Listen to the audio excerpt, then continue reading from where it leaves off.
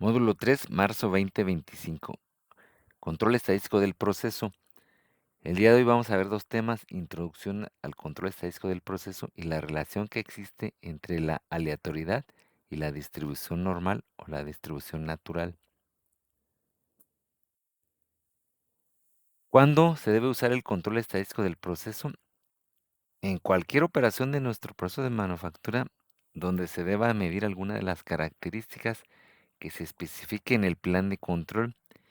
Y ahí debe mencionarse que debe llevar un registro de gráfico de control, por ejemplo, o un registro de control estadístico del proceso. Algunas de estas características pueden ser la fuerza, el diámetro, el runout, la presión y algunos de los casos que voy a mencionar a continuación.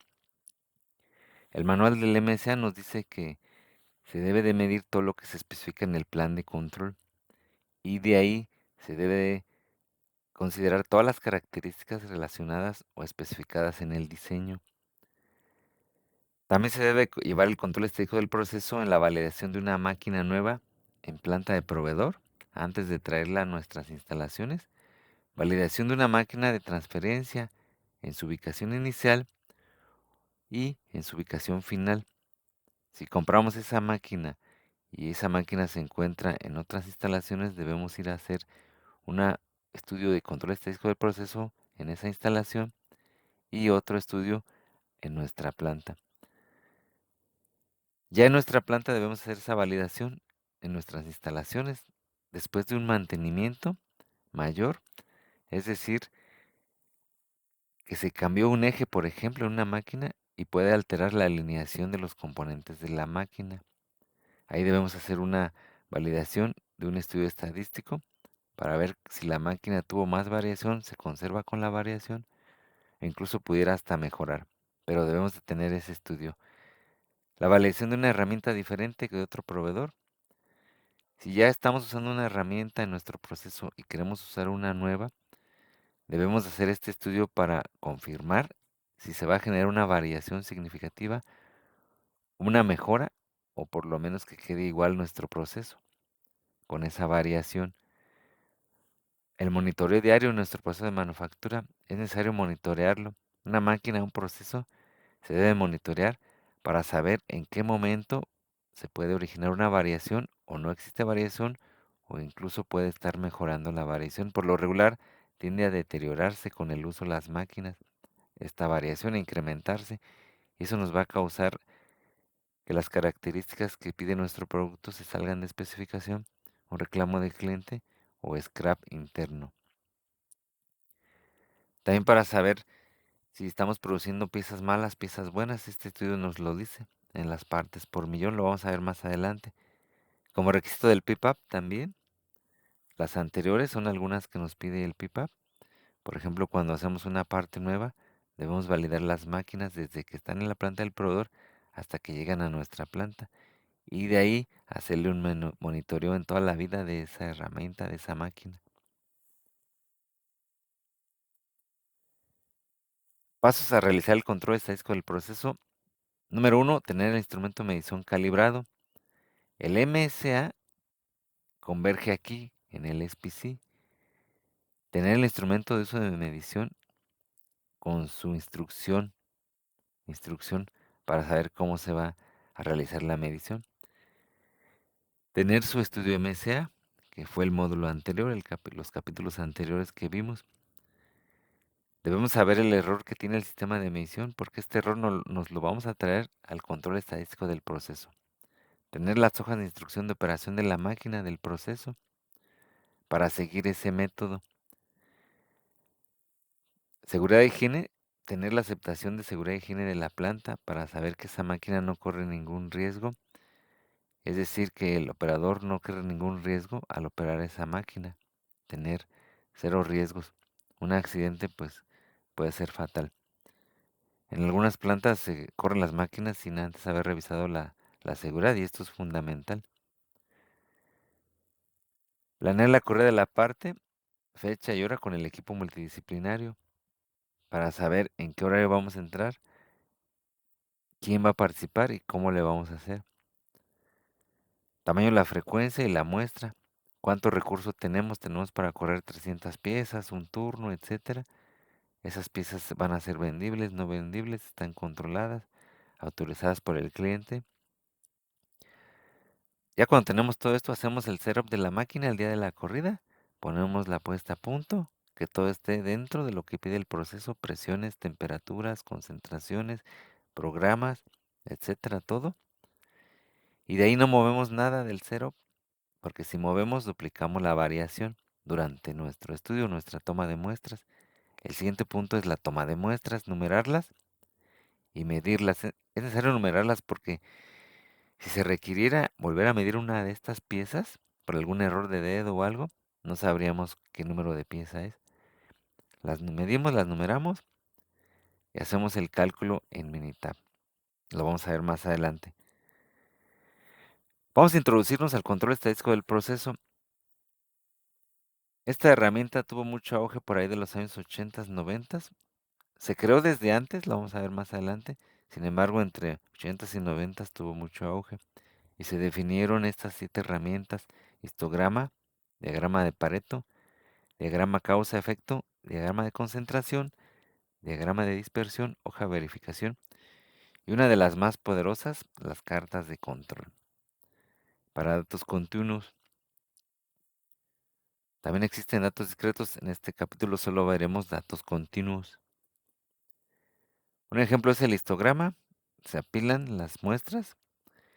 En el centro vemos el valor que más se repite de los datos y así se va haciendo menor hacia los extremos. Ese es el histograma. Vamos a ver más adelante la curva de normalidad. El diagrama de Pareto. En un principio aparecen el mayor porcentaje, ya sea de los datos, en este caso 28 y 18%, y nos enfocaríamos a los que tienen mayor porcentaje. El diagrama de Ishikawa, muy utilizado en las metodologías de solución de problemas, se incluyen las 6 M's: mano de obra, máquina, método, medio ambiente, material, medición. Las causas potenciales de cada una de ellas y enfocadas al problema que tenemos. Diagrama de concentración. Se marcan con X o puntos en donde se encuentra el mayor porcentaje de defectos. En este caso, aquí en esta zona, en el centro a la derecha.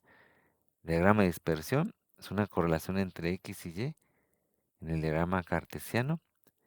Y aquí nos da una correspondencia de la relación que hay de un eje contra otro, es decir, una variable contra la otra. Por lo regular en la X es la variable de entrada y la Y es la variable de salida. Por ejemplo, temperatura, concentración contra dureza pudiera ser. Hoja de verificación no es más que una lista en el cual registramos datos por hora, por turno, por día, etcétera.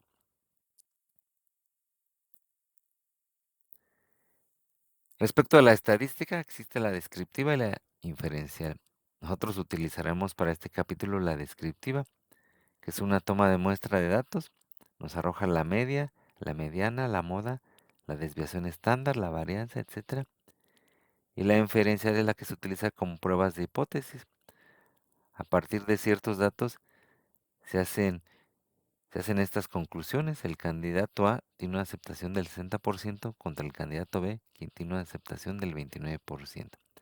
Aquí se utilizan muestras, encuestas, pruebas de hipótesis, etcétera. Nosotros nos enfocaremos a la estadística descriptiva en este capítulo. Vamos adentrándonos a los conceptos básicos para el control estadístico del proceso: los datos, media, mediana, moda, sesgo y desviación estándar.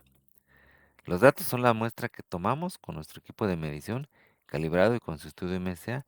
En este caso son 30 datos, la muestra son 30 y aquí tenemos las mediciones: menos 0.0019, menos 0.00049 y así sucesivamente, muestra de 30. La media es la sumatoria de todos los valores de nuestros 30 datos entre el tamaño de la muestra, que en este caso es igual a 30, y tenemos el promedio. Aquí tenemos la ecuación. La mediana, aquí tenemos las ecuaciones. Puede ser que el tamaño de muestra sea par o impar. En el caso de que sea par, se hace este dato, n entre 2, n entre 2 más 1, nos resulta 15 y 16. Estas son las localizaciones de aquí. la localización 15 y 16. Sumamos la 15 y la 16 y la dividimos entre 2. Si se fijan aquí 15.0049, la 16 coincidió el mismo valor entre 2. La mediana es este valor. Cuando tenemos tamaño de muestra impar, hacemos lo siguiente. Aquí hagamos de cuenta que no tenemos de la 18 en adelante y solo de la 18 a la 1, de la 17 a la 1. Entonces tomamos n más 1, 17. Recuerden, solo tenemos 17 datos. Más 1 entre 2, localización 9. La mediana es la localización 9, en este caso punto 0067 negativo. La moda es el número que más se repite, el dato que más se repite, en este caso es multimodal. Hay 5 valores que más se repiten en 2 repeticiones. Por ejemplo, en este caso menos punto 0069 y otra vez menos punto 0069. El 67 igual 2 veces, 49 2, 43 y 36 2 veces. Es multimodal. Hay ocasiones que nada más hay una moda. El sesgo es la diferencia entre la media y la nominal. En este caso la nominal es 0 y la tolerancia es más una milésima menos una milésima. En este caso el sesgo es menos punto 000524. Bueno, ya multiplicado por el valor aquí nos da un valor absoluto de punto 000524. Este es el sesgo, la distancia que hay de nuestro promedio al valor objetivo, teóricamente el valor nominal. Desviación estándar, cada uno de nuestros datos le restamos el valor de la media, o hacemos la diferencia, la distancia que hay en cada una de nuestras mediciones, menos la media al cuadrado, hacemos la sumatoria, la dividimos entre n menos 1, que en este caso es 30 menos 1, 29, y le sacamos raíz cuadrada. Esta es nuestra desviación estándar. Aquí tenemos ya la media, el sesgo, la mediana, cómo se observarían en nuestros datos, en nuestro gráfico, en este caso es el histograma. Aquí tenemos sesgo, media, mediana. Y la desviación estándar, por regla de la normalidad o regla de la estadística, se acostumbra a distribuir 3 desviaciones estándar a la derecha y 3 desviaciones estándar a la izquierda. 6 desviaciones estándar, 3 a la izquierda y 3 a la derecha, ocupan el 99.73% de nuestros datos. Más menos 2 desviaciones estándar, 2 a la derecha y 2 a la izquierda, el 95.46%. Una a la derecha y una a la izquierda, el 68.26%, como se observa aquí en el gráfico. Esto ya viene de las ecuaciones estadísticas, estos porcentajes. Ya nada más depende la dispersión de nuestros datos. Va a haber dispersiones más anchas, dispersiones más delgadas. Las dispersiones más anchas tienen desviación estándar más grande y las dispersiones más delgadas, desviación estándar más pequeña. Una desviación estándar más grande representa mayor variación en el proceso. Y la variación en el proceso, mientras más grande, afecta más a nuestro desempeño de nuestro proceso. Buscamos reducir esa variación, esa desviación estándar, para que tengamos mejor desempeño, menos defectos, menos reclamos de cliente, más utilidad, más ganancia. ¿Qué relación hay entre la aleatoriedad con la distribución normal? Aquí vemos algunos ejemplos de variables aleatorias. Las variables aleatorias son las naturales: el ancho de la lámina dentro de especificación, los electrodos correctos, intensidad de corriente planeada y correcta, tiempo planeado y correcto, velocidad de avance planeado y correcto, longitud de arco planeado y correcto, ángulo de arco planeado y correcto. Es decir, lo que planeamos, lo que está dentro de la especificación. Y las no aleatorias es cuando ya se sale de esa naturaleza de los procesos, cuando alguien modifica sin consentimiento los parámetros, una desalineación por causa de algún desgaste, algún golpe, etcétera, un daño en los valeros, algo que se sale de esa naturaleza de un proceso. Eso es lo no aleatorio. Datos continuos y datos discretos. Estaremos trabajando con datos continuos. Son todos aquellos que tienen puntos decimales: 1.55, 2.45, 3.46 y así como se muestra en la diapositiva.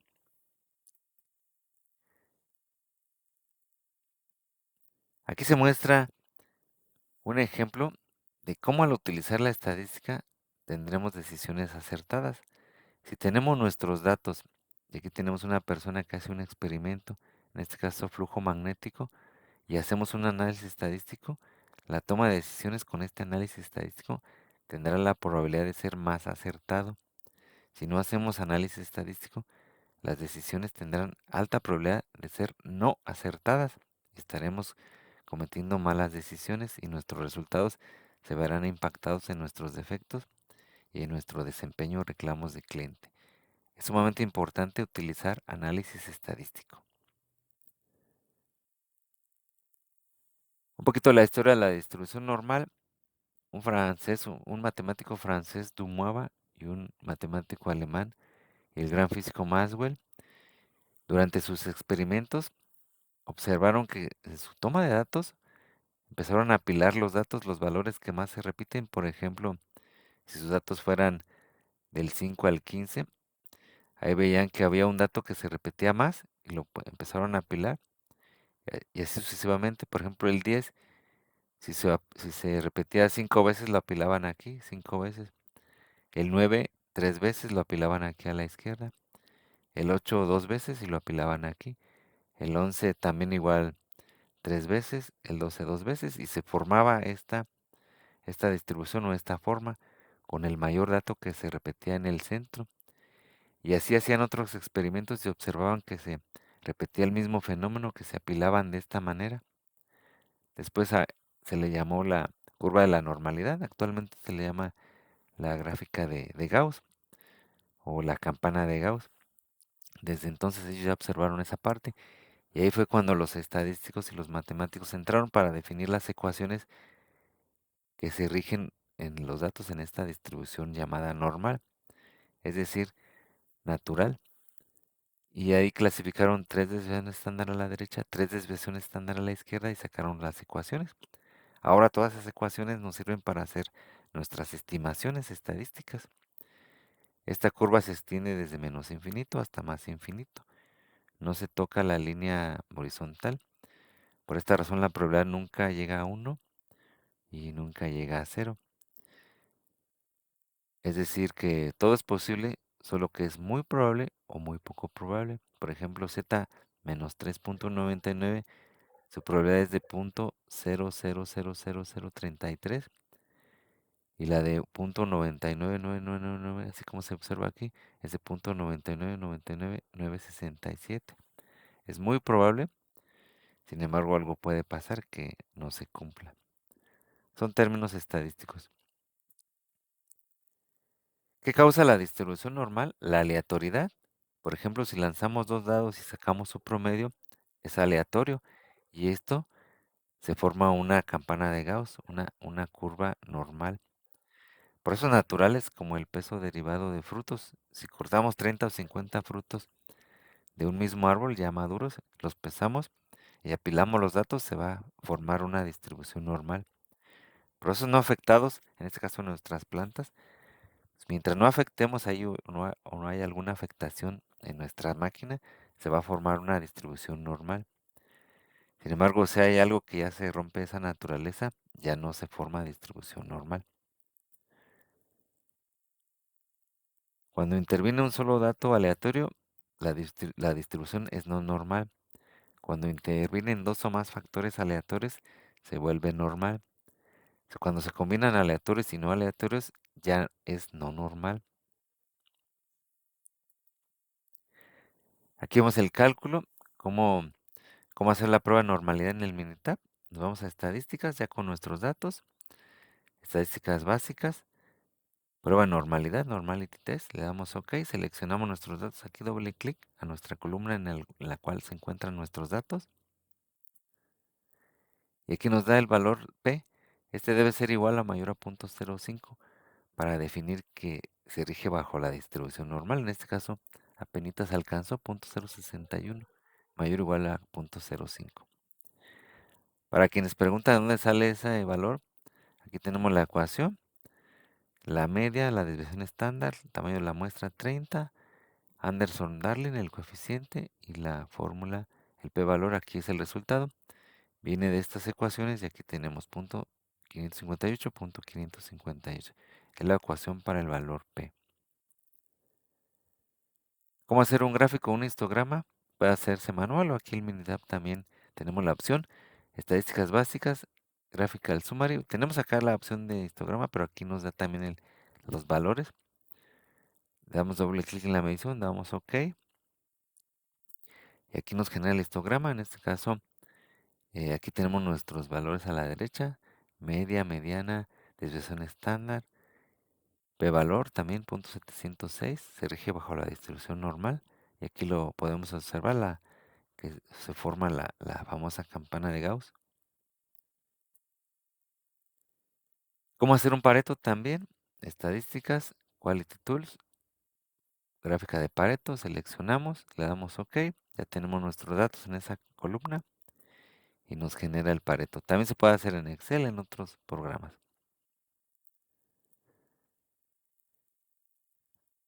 Hacer un gráfico para los datos y observar la aleatoriedad. Vamos a hacer un ejercicio.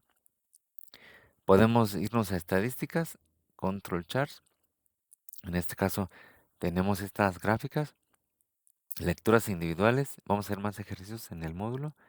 IMR, le damos doble clic aquí, le pedimos las pruebas de no aleatoriedad, le damos aquí en esta test, seleccionamos todas las pruebas y nos arroja este gráfico.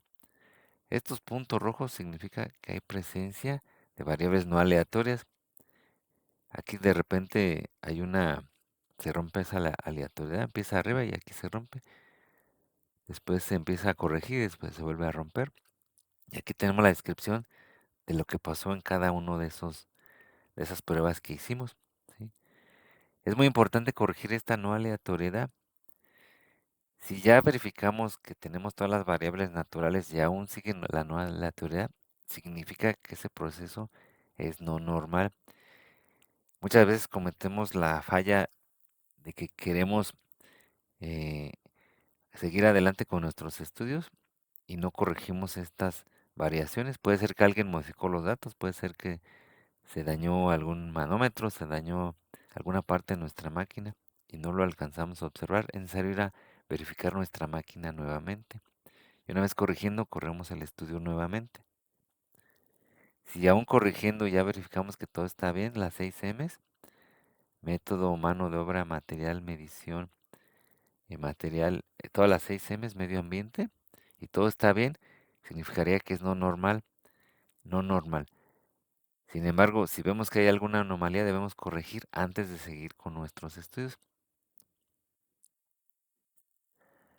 Hacemos algunos ejercicios con los datos que se enviaron por correo en el Excel. Verificamos la no normalidad. Esto es sumamente importante. En el siguiente módulo haremos nuestros cálculos de control estadístico de proceso, los índices de habilidad.